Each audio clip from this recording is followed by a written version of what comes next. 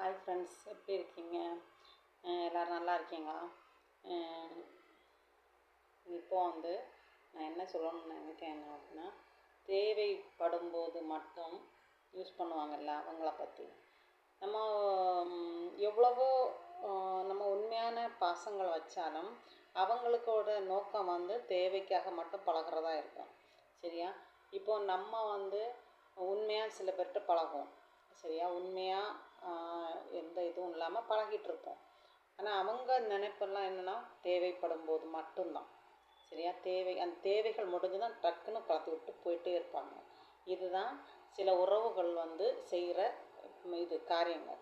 அதை நீங்களும் தெரிஞ்சுக்கிடணும். நம்ம நினைப்போம் வீட்டுக்குள்ளே வந்துருந்து நல்லா பேசுகிறாங்க, நம்மக்கிட்ட சிரிக்கிறாங்க, நல்லா நம்மள்கிட்ட பாசமாக இருக்காங்கன்னு நினைப்போம். ஆனால் நம்பாதீங்க. அதுதான் நமக்கு ஆப்பு வைக்க போகிறாங்கன்னு அர்த்தம். சரியா ஃப்ரெண்ட்ஸ்? யாருமே நம்பாதீங்க. இந்த உலகத்தில் உண்மையான பாசம் கலப்படம் இல்லாதது தாய் பாசமும் தந்தை பாசமும் சொல்லுவாங்க. அதுக்கு பிறகு தான் அதுதான் உண்மை. தாய் என்றைக்குமே நம்ம திட்டினாலும் சரி அடித்தாலும் சரி நம்ம பக்கம்தான் என்றைக்குமே உண்மையான பாசத்தில் இருப்பாங்க. அவங்க நம்மள்ட்ட எதுவுமே எதிர்பார்க்க மாட்டாங்க. பழகும்போது இருக்கும்போதும் சரி இல்லை, எப்போவுமே நம்மள்ட்ட எதிர்பார்க்க மாட்டாங்க. ஆனால் சில உறவுகள் நம்ம எல்லாம் மேரேஜ் முடிஞ்சு வரும்போது, மேரேஜுக்கு முன்னாடியும் இருக்கும், ஆனால் நான் அதை அனுபவித்த மாதிரி தெரியல. மேரேஜுக்கு அப்புறம்தான் எனக்கு நிறைய பேரோட சுயரூபம் தெரிய ஆரம்பித்தது. காரணம் என்னென்னா, நம்மள்ட்ட பேசுவாங்க, நல்லா பேசுவாங்க, வீட்டுக்கு வருவாங்க, நல்லா இருப்பாங்க. ஆனால் சில அந்த காரியங்கள் ஸ்ரீஜா ரொம்ப கஷ்டமாக இருக்குது அப்படி இப்படின்னு சொல்லுவாங்க. நம்ம கஷ்டமாக இருந்தோன்னா சரி ஓகே நான் காசாக நான் சொல்லிட்டு கொடுத்துருவோம். காசு கொடுத்த பிறகு பேச மாட்டாங்க. அதே மாதிரி ஒரு வீட்டில் இப்போ ஒரு அண்ணன் தம்பி இருக்காங்க. சில குடும்பத்துக்கும் அண்ணன் தம்பி இருப்பாங்க. ஆனால் இந்த வீட்லேயும் ஒரு பொண்ணு வாழ வந்திருக்கும், அந்த வீட்லேயும் ஒரு பொண்ணு வாழ வந்திருக்கும். சரியா? இப்போ தம்பியாக இருந்தாலும் பெண்ணு கட்டணும், அண்ணனாக இருந்தாலும் பெண்ணு கட்டணும். ஆனால் உடனே என்ன பண்ணுவாங்கன்னா,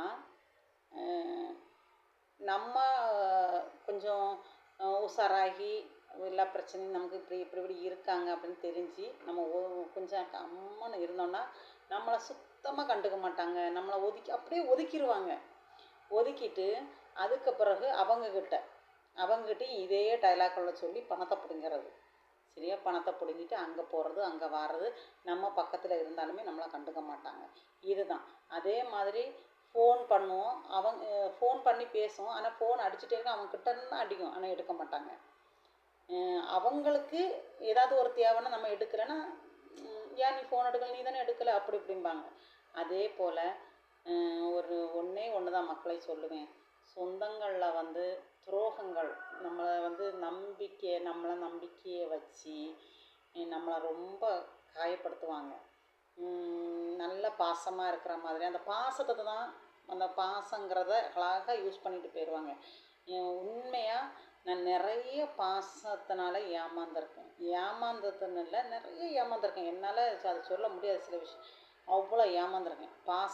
அந்த பாசத்தில் விழுந்து. ஆனால்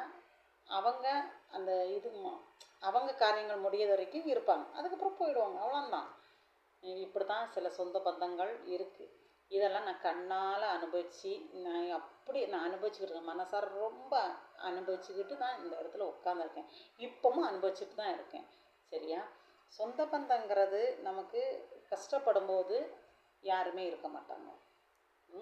கஷ்டப்படும் போது இருந்தால் தானே அது சொந்தம்.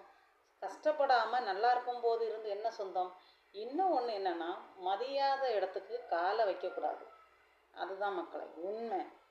நம்மளை ஒரு இடத்துல மதிக்கலையா, அந்த இடத்துல உயிரே போனாலும் கால் வைக்கக்கூடாது. அதுதான் உண்மை. அதுதான். அதே மாதிரி சில விஷயங்கள் என்னென்னா,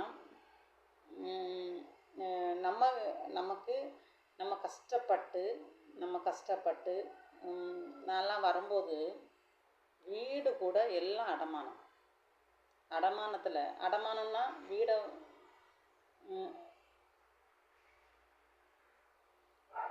சரியா? அதனால் எனக்கு தெரியும். இப்போ எல்லாமே தெரிஞ்சுக்கிட்டு வரும்போது வீடெல்லாம் அடமானம் மக்களை, வீடெல்லாம் அடமானம். Love marriage okay. கூட்டிகிட்டு வந்தால் சோறு இருக்காது, தண்ணி இருக்காது, ஒன்றும் இருக்காது. வீட்டுக்கு கதவு கூட இருக்காது. ஆனால் ஒரு வாழ்க்கையில் முதல்ல நம்ம லைஃப்பில் நம்மளை ஏமாற்றி சில காரியங்களில் நம்ம ஈடுபடுத்தோன்னா ஃபுல்லாக அந்த வாழ்க்கையில் வாழ்க்கையாக தான் இருக்கும். எப்போவுமே உண்மையான லைஃப் இருக்காது. ஏமாற்றி நம்மளை லைஃப்பு இப்போது நகையை பிடுங்கிக்கிட்டாங்க. வீடு ஆக மொத்தம் அவருக்கு எதுவுமே இல்லை. வீடு இருக்குது, எல்லாம் இருக்குன்னு தான் நம்மளுக்கு கல்யாணம் முடிச்சுட்டு வர்றது. ஆனால் எதுவுமே இருக்காது. சொந்த பந்தங்களால் நிறைய பிரச்சனைகள் வந்துச்சு. அப்போ கூட அவர் எனக்கு சப்போர்ட் பண்ணுறதே இல்லை, பண்ணலை. தனிமையாக நின்று போராடணும். அது என்ன பிரச்சனையாக இருந்தாலும். இப்போ தப்பு இருந்தால் நம்ம சரி ஓகே தப்பு இருக்குது அப்படின்ட்டு நம்ம இது பண்ணலாம். தப்பு இல்லாமல் தப்பு கொண்டு நம்ம மேலே திணிச்சிட்டு பிரச்சனைகள் வந்தால் அப்போ கூட ஒரு வார்த்தை கேட்க மாட்டார். அவருக்கு பாடு உண்டு, அவர் உண்டு, வெளியூரில் இருக்கிறது வாரது. நம்ம சொன்னாலும் சிச்சி அதை விடு, அதை பற்றி பேசாத அப்படின்ட்டு சொல்கிறது. ஆனால் நிறைய விஷயங்கள் இப்போ இவளுக்கு 3 குழந்தைகள் ஆகிட்டு இனிமேல் யாருக்கும் அது இதுன்னு செய்ய முடியாது. சத்தியமாக மக்களை எல்லாரையும் விட்டு ஒதுங்கி ஒரு தனி மரம், அந்த தனி மரம் எப்படி ஒரு காட்டில் நிற்கும் அப்படி தான் நான் இருந்துக்கிட்டு இருக்கேன். நான் யாரையுமே இப்போ நம்புறதும் இல்லை. யாருக்கும் போய் ஒரு நல்ல காரியங்களாக இருக்கட்டும் கெட்ட நான் யாருக்கும் போய் செய்ய போகிறதும் இல்லை, செய்யவும் மாட்டேன். அது எனக்கு அந்த இது இல்லை. ஆனால் மதிக்காத இடத்துல கண்டிப்பாக காலை வைக்கக்கூடாது. அதுதான் உண்மை. நான் நிறைய பட்டிருக்கேன். நான் கொஞ்சம் இல்லை மக்களை ஃபஸ்ட்டு நம்ம ஒருத்தங்க சொல்கிறத நம்புவோம். சரியா? ஒரு லைஃப்பில் ஒருத்தர் நம்ம விரும்புகிறோம் அப்படின்னு சொல்லும்போது, ஒருத்தர் சொல்லும்போது நம்ம நம்புவோம். ஓகே சரி அப்படின்ட்டு. ஆனால் இங்கே பார்த்தா எல்லாமே தலைக்கு அவர் சொன்னது ஒன்றா இருக்கும், இங்கே நம்ம பார்த்தா ஒன்றா இருக்கும். சரியா? அதனால் நம்ம லைஃப்பு போச்சு. லைஃப்பு அப்படியே என்ன போச்சு, எல்லாம் போச்சு. நம்ம குழந்தைங்க இருக்குது, நம்ம குழந்தைங்கள வாழ வைக்கணும் அப்படிங்கிற ஒரு இதில் மட்டும்தான் இந்த இடத்துல இன்றைக்கும் உயிரோடு இருக்கேன். எவ்வளோ இதில் சாகிற நிலைமைக்கு கூட வந்துச்சு. அப்பவும் என் பக்கத்தில் யாருமே இல்லை. இனியும் யாரும் நிற்கவும் மாட்டாங்க, நிற்கவும் வேண்டான்னு தான் நான் முடிவு பண்ணி இருக்குது. காரணம் என்ன, மனுஷனாக பிறந்தால் என்றைக்குனாலும் சாவு தான் ஆகும்.